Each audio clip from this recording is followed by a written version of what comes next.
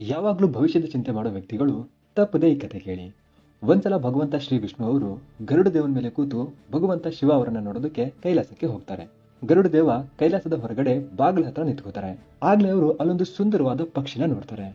ಅದೇ ಸಮಯಕ್ಕೆ ಕೈಲಾಸಕ್ಕೆ ಯಮರಾಜನು ಬರ್ತಾರೆ. ಮತ್ತೆ ಅವರು ಆ ಪಕ್ಷಿನ ತುಂಬಾನೇ ಆಶ್ಚರ್ಯದಿಂದ ನೋಡ್ತಾರೆ. ಗರುಡ ದೇವನಿಗೆ ಗೊತ್ತಾಗುತ್ತೆ ಆ ಪಕ್ಷಿಯ ಅಂತ್ಯ ಹತ್ರದಲ್ಲಿದೆ ಅಂತ. ಗರುಡ ದೇವನಿಗೆ ಆ ಪಕ್ಷಿ ಮೇಲೆ ದಯೆ ಬರುತ್ತೆ. ಯಮರಾಜ ಶಿವ ಪಾರ್ವತಿಯ ದರ್ಶನ ಮಾಡೋದಕ್ಕೆ ಕೈಲಾಸದ ಒಳಗಡೆ ಹೋಗ್ತಾರೆ. ಇದೇ ಒಳ್ಳೆ ಸಮಯ ಅಂತ ಗರುಡ ದೇವ ಆ ಪಕ್ಷಿನ ತನ್ನ ಪಂಜೆಯಲ್ಲಿ ಹಿಡಿದು ಒಂದೇ ಕ್ಷಣದಲ್ಲಿ ಸಾವಿರಾರು ಮೈಲಿ ದೂರ ಹಾರಿ ಆ ಪಕ್ಷಿನ ಬಿಟ್ಟು ಕೈಲಾಸಕ್ಕೆ ವಾಪಸ್ ಬಂದ್ಬಿಡ್ತಾರೆ.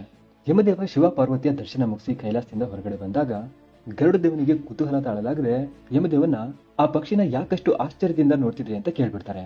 ಆಗ ಯಮದೇವ ಹೇಳ್ತಾರೆ, ನನ್ನ ಪಕ್ಷಿನ ನೋಡಿದಾಗ ಗೊತ್ತಾಯ್ತು, ಇನ್ನೇನು ಸ್ವಲ್ಪ ಹೊತ್ತಲ್ಲಿ ಆ ಪಕ್ಷಿನ ಸಾವಿರಾರು ಮೈಲಿ ದೂರದಲ್ಲಿ ಒಂದು ಹಾವು ನುಂಗಿ ಅದರ ಮೃತ್ಯು ಆಗುತ್ತೆ ಅಂತ. ನಾನು ಅದೇ ಯೋಚನೆ ಮಾಡ್ತಿದ್ದೆ, ಇಷ್ಟು ಕಡಿಮೆ ಸಮಯದಲ್ಲಿ ಆ ಪಕ್ಷಿ ಅಷ್ಟೊಂದು ಸಾವಿರಾರು ಮೈಲಿ ದೂರ ಹೇಗ್ ತಲುಪುತ್ತೆ ಅಂತ. ಆದ್ರೆ ಅದು ಈಗ ಇಲ್ಲಿಲ್ಲ ಅಂದ್ರೆ ನಿಶ್ಚಿತವಾಗಿ ಅದು ಸತ್ತೋಗಿರುತ್ತೆ ಅಂತ ಹೇಳ್ತಾರೆ. ಆಗ ಗರುಡ ದೇವನಿಗೆ ಗೊತ್ತಾಗುತ್ತೆ, ವಿಧಿಯ ವಿಧಾನ ಮತ್ತು ಮೃತ್ಯುವಿನಿಂದ ಏನೇ ಪ್ರಯತ್ನ ಮಾಡಿದ್ರು ಯಾರು ಕೂಡ ಅದರಿಂದ ತಪ್ಪಿಸ್ಕೊಳ್ಳೋದಕ್ಕೆ ಆಗಲ್ಲ ಅಂತ. ಇದ್ರ ಅರ್ಥ ಏನಂದ್ರೆ, ನಮ್ಮ ಮುಂದೆ ಬರೋ ಕ್ಷಣಗಳಲ್ಲಿ ಯಾವಾಗ ಏನಾಗುತ್ತೆ ಅಂತ ಗೊತ್ತೇ ಇರಲ್ಲ. ಆದ್ರೂ ನಾವು ನಾಳೆ ಚಿಂತೆಯಲ್ಲೇ ಮುಳುಗಿರ್ತೀವಿ.